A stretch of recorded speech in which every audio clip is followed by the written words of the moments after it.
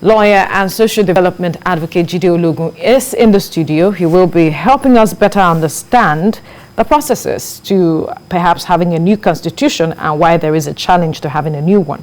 Good morning. Thank you for joining us on TVC Breakfast. Thank you too. Good morning. Now, there has been calls.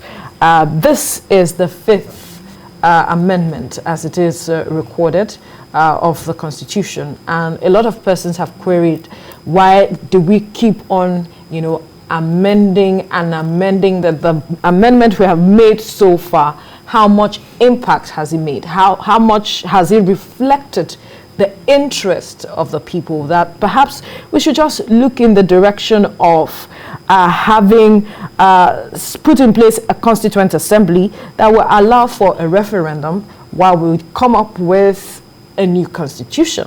In fact, some have said that, I want to quote one of your learned colleagues in person of Michael Zakome. He said, the current constitution is a child of illegitimacy, and that no form of illegitimacy you give to this child will make it legitimate, especially looking at all of the alterations that has happened, or amendments rather, that has come up so far. Let's get your reaction. Let's lay a foundation for the present 1999 constitution that we have. In the tenure of late General Sani Abacha, he came up with a draft constitution in 1985. But then, when the military was to transit to democracy in 1999, the argument was, do we adopt the 1985 draft, or do we adopt the 1979 constitution and just twist it to suit the present purpose? And of course, the decision was for the 1979 constitution to be adopted, and that movement was led by Honorable Justice Nikki. And of course, the argument is that that came from a military leader to transit Nigeria to democracy. So it was not fully representative of the interest of the people. And of course, it was not based on wide consultations. And that is why that argument may come up. And people have made references to the constitutions that we've had. And for classification purposes, we have the pre-independence era constitution. We have the post-independence era constitution. If you look at the 1954 constitution of Nigeria, it gave us the golden age of this nation, and the golden age is within the bracket of 1954 and 1963. Under that constitution, we had the true federalism. All right. 3 regions: the north, the west, and the eastern regions. And they had their autonomous government apparatus. And we had the central government also, with Lagos as the capital then. Recall that Abuja, the capital was relocated to Abuja, I think in 1991 or thereabout. So, and then the cash crops were in all the regions. It was, the politicians kept to their regions. Absolutely. The development was apparent and everything.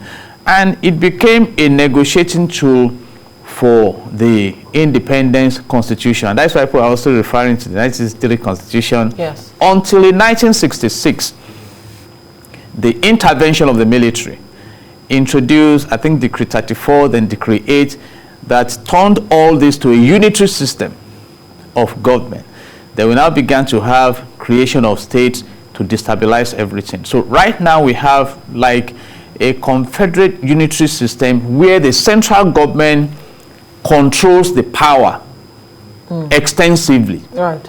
And we have now found ourselves in a situation where this central control is not delivering on the primary purpose of government, as enshrined in Section 14, subsection 2 of the Nigerian Constitution 1999 as amended, that says that the security and the welfare of the people shall be the primary purpose of government. And that is why the agitation started it's the Constitution. I quite buy into the sentiments of those who are focusing on the Constitution, because if you look at what we have on the exclusive legislative list, about 80%, you talk about state policing, yes, not available, management of resources like it was under the federalism. Now, this is my personal opinion. It's not about the document, really. It's about our failure to implement the spirit of the document, because you can hardly find a perfect constitution. Perhaps this is why some persons have said that we have used this same document over the years. When we talk about a democracy that is 22 years now, since the era of President Obasanjo up until now, that why the sudden clamor that we have successfully perhaps used the document? So why are we suddenly seeing that there are so many challenges with it? In fact, I think January 1, 2011, Chief Olusegun Obasanjo, as the president, signed 2 amendments into law. Now, let's look at the preamble of our Constitution that we are now asking that we should amend or bring a brand new one. It says that we, the people of the Federal Republic of Nigeria, firmly and solemnly resolve to live in unity and harmony, and of course, under God, and to be committed to peace in Africa, inter-regional, and that the Constitution is to make room for enhancing the fortunes of all the people of the country under the tenets of equity, justice, and fairness. But the question now is that what we have today? And if you look at Section 17 of the Nigerian Constitution 1999 as amended, it says that the social order on which our coexistence will be founded will be on justice, equity, and freedom. Yeah. Can we claim to have that? If you read Section 15, it talks about how the economy should be operated in a way that you don't concentrate wealth in the hands of few, in a way that you have sustainable development. If you read Section 16, these provisions are there. In fact, the Constitution even says, if you read Chapter 2, that there should be provision of maximum happiness for citizens, reasonable living minimum wage, care of the old, care of the disabled. So, can we find the manifestation of this mandate in the society? And I think that is why the clamor is there now. I purposely made reference to the preamble, and great Nigerians and all those who love Nigeria, you can Google it, it's there for you. We decided to live together in unity. In fact, the motto of this country is unity and faith, peace and progress. But can we claim now that we are united? Right. Can we claim now that there is faith in the project Nigeria, which you can qualify by patriotism? Can you claim now that there is peace in the land? Can we claim now that there is progress in the land from when we gained our political independence in 1960, October 1, 1960? If you want to benchmark that with other countries, for instance, Singapore left Malaysia in 1965 as an almost frustrated coastal region with little resources. And today, Singapore is one of the best countries to live and to work in the world. So you make that comparison. Meanwhile, while celebrating our 60th, was it 60th that we celebrated recently? The crux of the celebration was our unity. But what has that unity delivered unto us? These are the big questions. So you find allegations of nepotism now, you find different kinds of rivalry that are in the society. Invariably for you, the document is not a problem, but the spirit of the document, enforcement of the spirit of the document is the issue. So are you saying that even if we make amendments, we may not see that reflection of what is a semblance of a people-oriented document? I support the amendment of the Constitution to an extent. Right. And I love to be specific. For instance, if the Constitution is amended in a way that it devolves power to the states to manage their security. For example, the police is under the direct management of the federal government. So the governor of a state, even when the commissioner of police is your best friend, does not have authority to give directives to the commissioner of police. In fact, the commissioner of police can be transferred by midnight and anybody can be brought. And if there is no order from the state governor, it will be a difficult task securing the state. And it's been argued that once the governors also abuse that power, give it to them first, so that you know how to manage your region. Some have even said, to be precise now, the Iowa Consultative Forum has said there should be a commission that oversees state policing to ensure that the activities are monitored and it is not hijacked by the government to becoming a political tool used to perhaps, threaten or punish opponents, so to speak. I'm so glad now that Nigeria has come to a point where our issues are no longer under the carpet. They are on the surface for all to see. That is on the area of security. Let's talk about management of resources, because economic power is very important in any society. For example, Ondo State has the second largest deposit of bitumen in the whole world. But Ondo State doesn't have the prerogative to manage that resource as a state. It's under the exclusive legislative list. It's the federal government that will determine what happens to that bitumen. So you may have wealth so much in your region and you are poor. We have the oil and gas extensively in the Niger Delta region. But the Niger Delta people cannot just wake up and say, okay, we want to build refineries, we want to control our resources. No, there's a federal government that will tell you how far you can go, that we allocate the oil blocks to whom they desire. Zamfara State has gold that can deliver to that state about $2 billion annually. So these are issues, and other issues like that. We've spoken about federal character, we've spoken about quota system, and other issues. But if we amend them to reflect the realities of the need to join the League of Developing Countries that are really making progress, how are we sure that those who will drive that constitution will drive it faithfully? And I believe, personally, that our problem lies in the fact that we have not been able to synchronize our interests as expressed in the preamble to the Constitution. Let me go back to 1914, when we had the marriage between the North and the South. It was a marriage of convenience by the colonial masters. I doubt if any of these our leaders now were part of that marriage, except they are reading about it in history.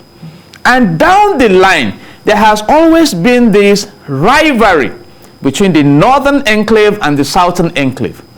In 1953, Chief Anthony Enahoro moved a motion in the parliament in the South that, we need to have our independence from the colonial masters now.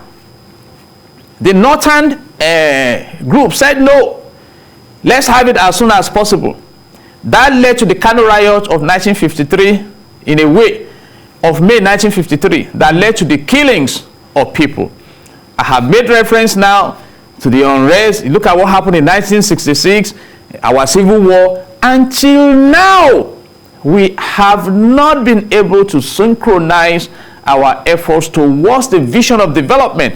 If not, how can we come to a point where allegedly herders are overrunning businesses of farmers, killing, raping, and maiming, and some states are saying, okay, let us use the instrumentality of the law to control this crime.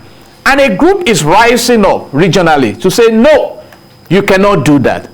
I mean, are we learning from other countries? India has about 300 million cows. We have ranching across the world. You drive from the US to Canada by road, you see ranches, you see these things happening. So you see us now sitting on wealth and fighting over that wealth and institutionalizing poverty. I read with shock that in Kaduna State alone, 323 human beings were killed in 3 months. 949 kidnapped. This last week, I think about 200. Just 1 week. So you now begin to ask yourself, are we in a sane society? And the purpose of government is to ensure a well-regulated society that can deliver prosperity to the people. So when we have come to this point now, and we are yet to agree on the need to harness our resources and prosper, I think we have more to do than to focus on the Constitution. You see, at a point in time, when you say Britain thought of exiting the European whatever, the Brexit. Yes. And they embarked on referendum and everything, and politely they have left. But if we must remain together, can the interest of everyone be protected? Now, that's my question. That's my next question to you. Why is it seemingly difficult for us to synchronize our interest?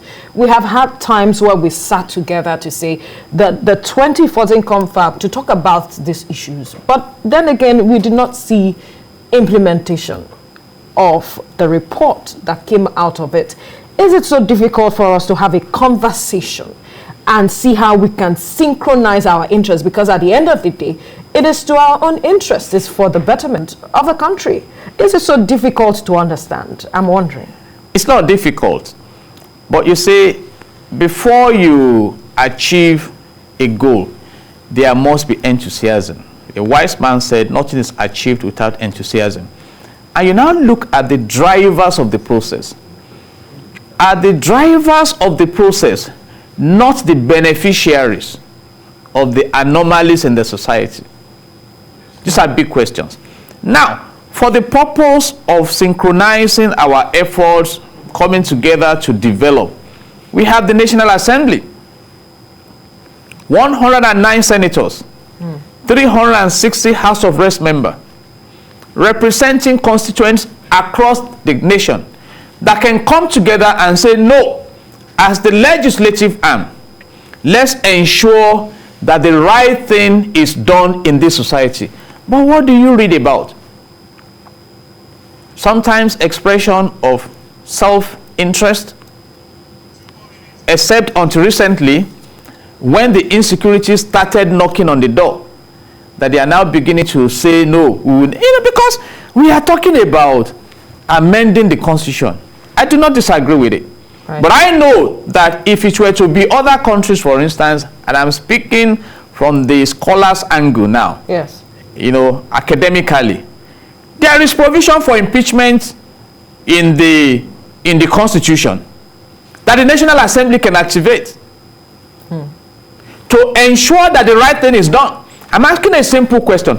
Is it in the Constitution that Nigerians should be killed, kidnapped, raped, businesses stampeded, that Nigeria should be turned to the capital of poverty in the world? Why are we coming together as government? Is it to destroy the nation? Why can't we rise up and give an order that, okay, if our 4 refineries are moribund, can we build 4 refineries? And in fact, I'm going back to the Constitution now to say, if a government is making promises and within the stipulated period of time you have given to fulfill your promises, you cannot fulfill your promises, you stand automatically impeached. Simplify the process of impeachment. This is because it's not an impossible thing, but we have not synchronized our interests. There is massive distrust, underground rivalry, and Amos 3:3, the word of God says, can two walk together except they be agreed? And God has amplified the power of agreement in Psalms 133, that behold how blessed it is for brethren to come together in unity. We have the largest deposit of proven gas in Africa. Nigeria should not be one of the nations complaining about not having constant electricity. But if we cannot come together to benefit from the resources God has given us, and we are in poverty, I think it's by choice. Right. We'll leave the conversation there now. Lawyer and social development advocate Jide Ologun, thank you so much for your time. God bless Nigeria.